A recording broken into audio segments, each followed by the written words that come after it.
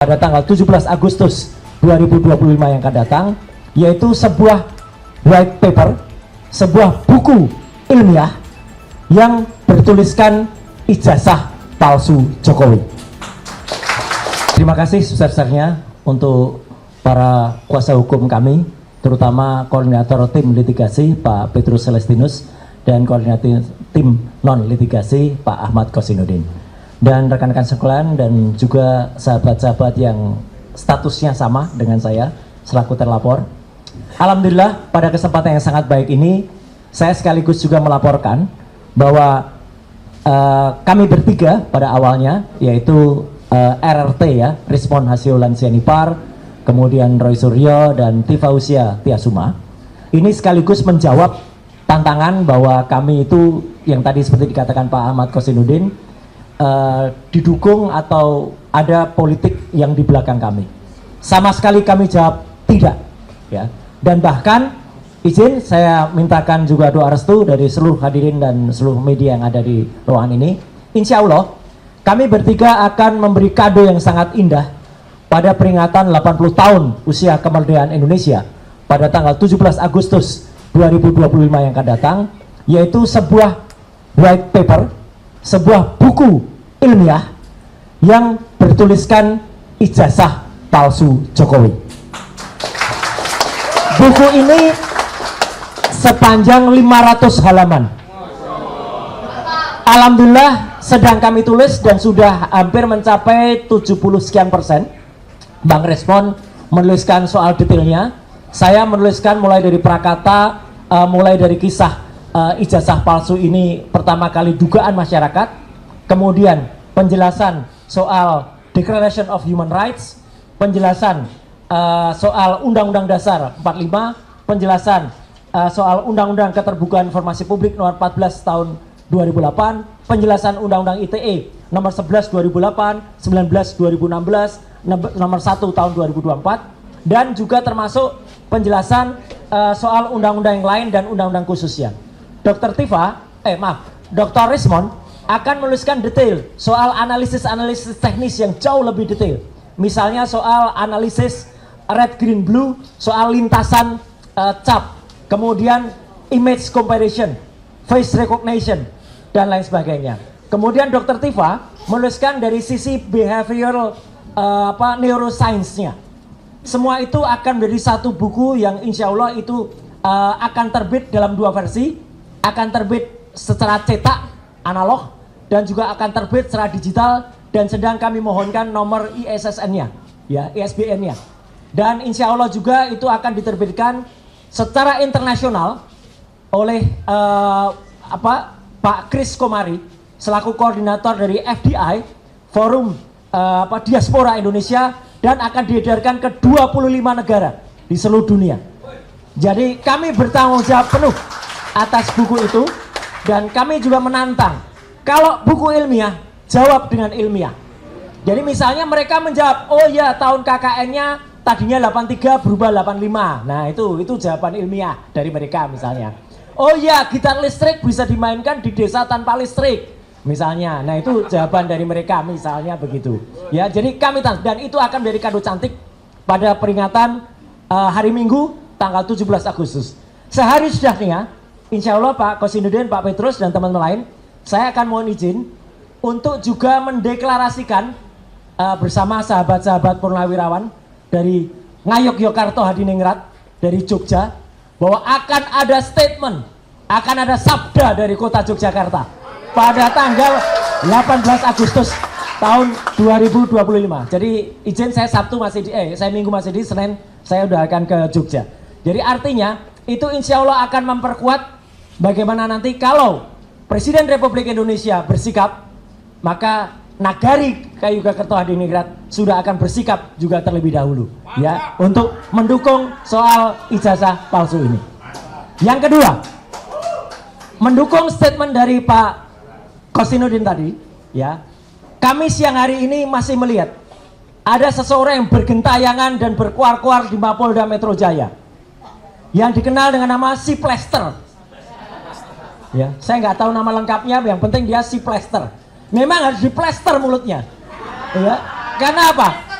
Karena sesuai dengan surat yang kami ajukan ke Kejaksaan Negeri Jakarta Selatan, dan itu kami konfreskan di depan patung Dewi Keadilan, yang Dewi Keadilan itu ditutup matanya supaya benar-benar bisa adil tanpa memandang apapun. Kami masih menunggu jawaban dari Kejaksaan Negeri. Karena apa? Kalau memang si Plester sudah mengatakan sudah menjalani hukuman, kapan, hari apa, tahun berapa, dari bulan mana, saya bulan mana? Karena seharusnya dia dihukum 1 tahun 6 bulan sesuai dengan putusan kasasi, bahwa dia sudah menjalani hukum, bahwa dia sudah menjalani pengadilan, ya mungkin menjalani sidang, dan bahkan Pak Yusuf Kalla, Muhammad Yusuf Kalla juga sangat baik maafkan mungkin, tetapi yang jelas kita masih menunggu kapan dia dieksekusi menjalani hukuman. Makanya siang hari tadi dia koar-koar, dulu RS ketakutan masuk menggunakan penyangga kepala. Yang mengenakan saya penyangga kepala itu rumah sakit resmi saya waktu itu, dan itu saya pakai selama 1 bulan, dan saya kesatria, saya masuk menjalani hukuman, ya, bukan seperti dia yang lari dari tanggung jawab tidak menjalani hukuman. Itu lebih penting. Artinya begini teman-teman semua, izinkan kalau saya salah, bapak-bapak yang mengerti hukum, berarti semua statement dia maupun laporan dia di Polda Metro Jaya maupun kesaksian dia, kalau ternyata itu terjadi dan dia harusnya masuk tahanan, maka itu tidak berlaku, tidak sah, karena harusnya dia masuk tahanan tapi kemudian dia masih bersaksi atau bahkan membuat kesaksian terhadap pelapor yang lain. Jadi harusnya dia dieksekusi. Itu soal si Plester. Satu lagi yang saya harus bilang mohon maaf, satu lagi yang kemarin teriak-teriak soal oh itu harus masuk penjara, yaitu orang namanya AA inisialnya, ya, yang dia kehilangan otaknya ketika digebukin di depan DPR, ya. Dia kena, sebenarnya dia adalah TSK, tersangka kasus penistaan agama pada tahun 2015. Mohon maaf ibu-ibu dan semua umat muslim dan muslimah. Dia mengatakan, kenapa dia masuk pasal penghinaan agama? Karena dia mengatakan Nabi Muhammad bukan orang Arab. Dan dia tersangka. Tapi kemudian saya nggak tahu dia di SP3 oleh Polda Metro Jaya. Tapi sudah juga kemudian di pra-peradilan dan menang pra-peradilannya. Jadi harusnya dia dieksekusi, tapi sampai dengan sekarang Polda Metro Jaya belum eksekusi dia. Jadi artinya status AA itu adalah tersangka dan harusnya diteruskan penyidikannya, bukan diberhentikan. Ya, itu jadi ada 2 orang yang, dan yang menarik sekali tadi karena ada YouTube-nya si Plester itu, malah justru komentar lebih banyak kepada seseorang yang bertopi, topinya dihadapkan ke belakang. Betul. Apal banget nih Mbak Menu ini sama si Pritz itu ya.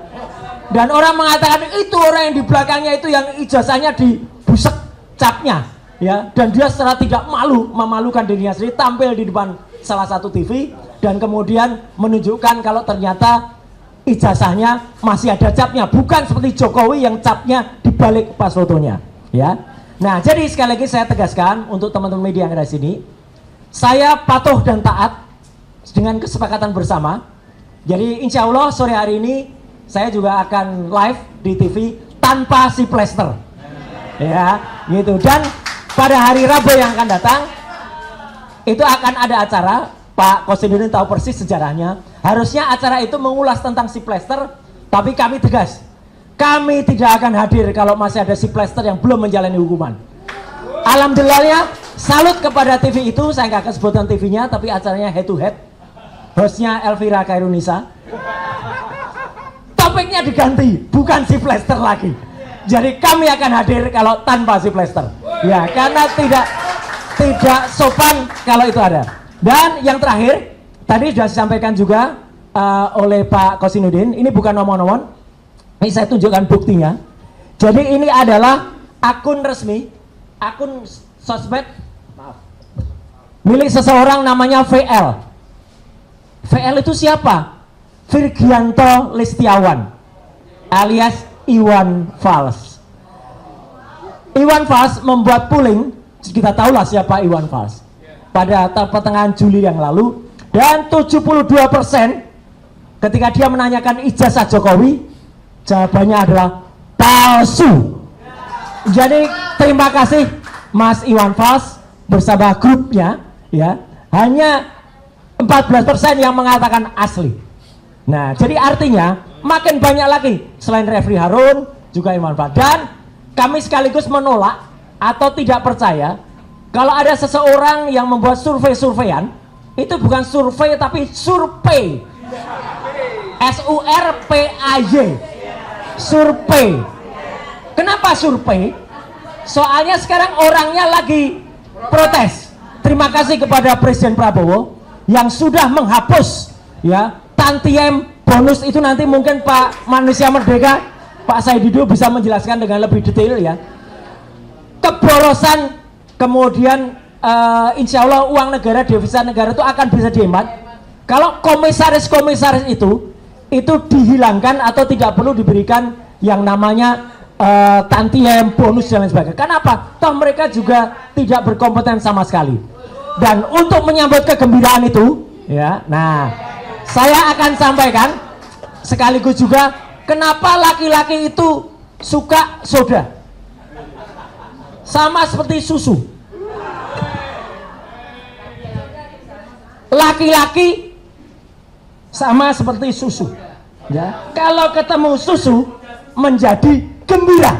Jadi kita bergembira atas keputusan Presiden Prabowo untuk menghapus ya, bahkan kalau perlu komisaris-komisaris itu yang tidak berharga itu cabut Pak Prabowo ya. Jadi kita akan lebih bergembira seperti soda susu gembira. Terima kasih. Wassalamualaikum warahmatullahi wabarakatuh.